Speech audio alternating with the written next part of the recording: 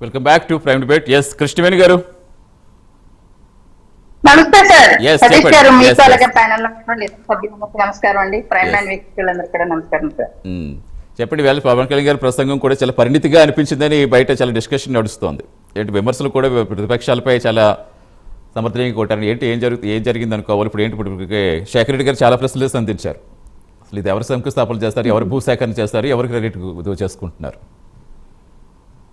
Sir, గతంలో మనం చూసుకుంటే కనుక 2019లోనే అప్పటి సీఎం గా ఉన్నటువంటి చంద్రబాబు నాయుడు గారు అక్కడ భూసేకరణ దగ్గర నుంచి చూసుకుంటే పర్యావరణ అనుమతుల వరకు కూడా ఆ రోజు కూడా శంకుస్థాపన జరగడం జరిగింది. ఆ తర్వాత జగన్మోహన్ రెడ్డి గారు దాన్ని రాజకీయంగా ఏ రకంగా మాట్లాడారు అన్నది కూడా అది కట్ చేసినటువంటి వీడియో కాదు సార్.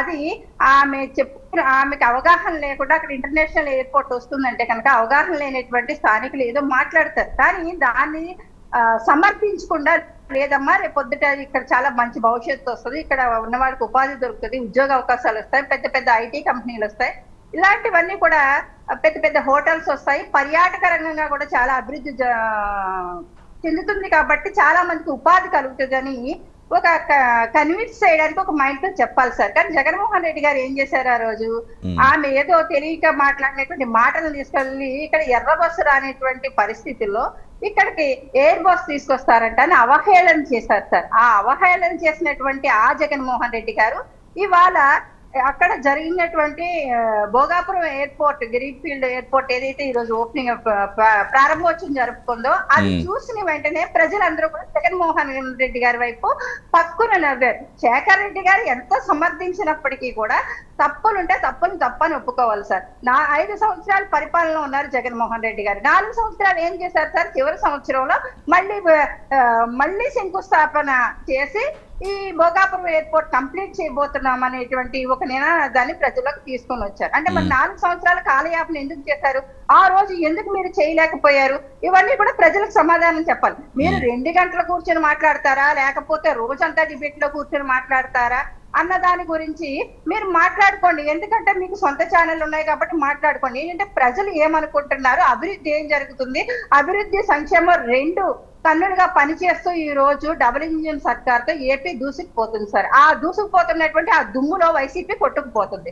ఆ కొట్టుకుపోతున్నప్పుడు వీళ్ళకి ఆర్తనాదాలు ఎలా ఉంటాయంటే వీళ్ళు ఖాళీగా ఉంటారు కాబట్టి పొద్దుస్తమానం మాట్లాడుతూ ఉంటారు సార్. మాకు ఖాళీ కాదు, ఎందుకంటే ఇటు ప్రజలకి సేవ చేయాలి, అలాగే రాష్ట్ర అభివృద్ధి దిశగా తీసుకుని వెళ్ళాలి. అలాగే ఇవాళ మా అధినేత జనసేన పార్టీ అధినేత ఏపీ డిప్యూటీ సీఎం గారు మాట్లాడినటువంటి మాటలు నిజంగా చూస్తే సార్ ఒక కాక్రోచ్లని ఎలాంటి ఒక యువతని బలి చేస్తున్నారు అంటే అలా జంతర్ మంతర్ దగ్గర జరిగినటువంటి ఆ కార్యక్రమాల్లో ఆ ఉద్యమం ఏదైతే జరిగిందో, కాక్రోచ్ పార్టీ అని జరిగినటువంటి ఆ ఉద్యమం ఏదైతే జరిగిందో అందులో 15 ఏళ్ళ పిల్లలు సార్, ఇన్స్టాగ్రామ్ అది గంట ఇన్ఫ్లుయెన్సర్ గా పనిచేసేటువంటి పిల్లలు లాంటి వాళ్ళందరినీ కూడా కోఆర్డినేట్ చేసి అక్కడ చేసినటువంటి హంగామా కూడా చూసాం. నిజంగా 25 ఏళ్ల లోపు పిల్లలు ఏం చేస్తున్నారు అన్న దాని మీద కూడా తల్లిదండ్రులు దృష్టి పెట్టాలని మా అధినేత పవన్ కళ్యాణ్ గారు చెప్పడం జరిగింది. అంటే ఎందుకంటే పిల్లల్ని ఈ రోజు డబ్బు ఇచ్చి డబ్బు ఉందనో లేకపోతే మన పిల్లలకి ఏ కష్టం రాకుండా చూసుకోవాలని పిల్లలు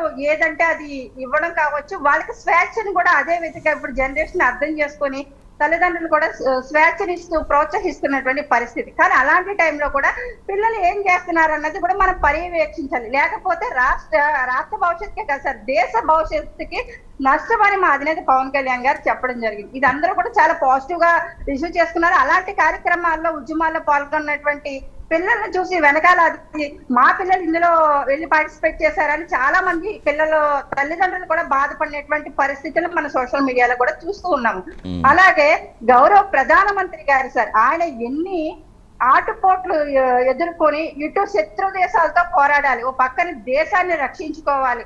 ఇలాంటిది అంటే కాక్రోచ్ పార్టీలను ఎప్పుడు కూడా రాక్షస సమూహం ఉంటది, అలాగే దేశ నిర్మాణంలో దైవ సమూహం ఉంటది అంటారు కదా సార్. అలాగే ఛత్రపతి శివాజీ వారసులుగా ఉన్నటువంటి వ్యక్తులందరూ కూడా చాలా మంది నరేంద్ర మోదీ గారి నాయకత్వాన్ని కోరుకుంటారు. నరేంద్ర మోదీ గారు చేసినటువంటి ప్రతి పనిని కూడా అంటే ఇవాళ పవన్ కళ్యాణ్ గారు చెప్పిన మాటల్లో కూడా మనం వినొచ్చు. అంటే ఇన్ని రోజులుగా కూడా చాలా మందికి తెలియకపోయి ఉండొచ్చు. ఇప్పుడు చిన్న చిన్న పిల్లలు 15 ఏళ్ళ పిల్లలకి 20 ఏళ్ళ పిల్లలకి నరేంద్ర మోదీజీ గారి నాయకత్వం గురించి పూర్తిగా తెలిసి ఉండకపోవచ్చు. కానీ మాలాంటి వాళ్ళకే కాదు, మాకన్నా పెద్దవాళ్ళకి చిన్న వాళ్ళకి కావచ్చు, వాళ్ళందరికీ కూడా చాలా మందికి తెలుసు ఆయన నాయకత్వం ఏంటి. కరోనా టైంలో కూడా దేశ అతిరథ మహారాజులు లాంటి దేశ అధ్యక్షులు కూడా చేతులు ఎత్తేస్తే ఆ దేశానికి కూడా ప్రాతినిధ్యం వహించమని నరేంద్ర మోదీ గారికి సహకారం కోరడం జరిగింది ఆ రోజు. అంటే ఒక దేశ ప్రధానిగా ఆయన దేశాన్ని రక్షిస్తూనే దేశ అభివృద్ధిలో ఇంటర్నేషనల్ గా కూడా తీసుకుని వెళ్తూ ఈ రోజు భోగాపురం ఎయిర్పోర్ట్ అక్కడ ప్రారంభించారంటే సార్, వెనుకబడినటువంటి ఉత్తరాంధ్ర ప్రజల ఒక భవిష్యత్తును దృష్టిలో పెట్టుకుని అక్కడ ఇక్కడ నుంచి వ్యాపార రంగాల్లో కావచ్చు, అక్కడికి వచ్చేటువంటి హోటల్స్ కావచ్చు, ఉపాధి కోసం ఎక్కడికో నార్త్ సైడ్ వెళ్ళిపోతూ ఉంటారు, ముంబై సైడ్. అది కూడా చాలా మందిని చూస్తూ ఉంటాం, ఉత్తరాంధ్ర నుంచి వలస కార్మికులు ఎక్కువ పోతూ ఉంటారు. కానీ ఇటు నుంచే ఇటు మన దక్షిణాది నుంచే ఉత్తరాదికి వెళ్ళేటువంటి అవకాశం, అక్కడ ఉపాధి అవకాశాలు పొందడానికి కూడా ఇక్కడ వాళ్ళు అక్కడికి తరలి వెళ్ళేంత అవును, డెఫినెట్ గా అవి వలసలు ఆపే విధంగా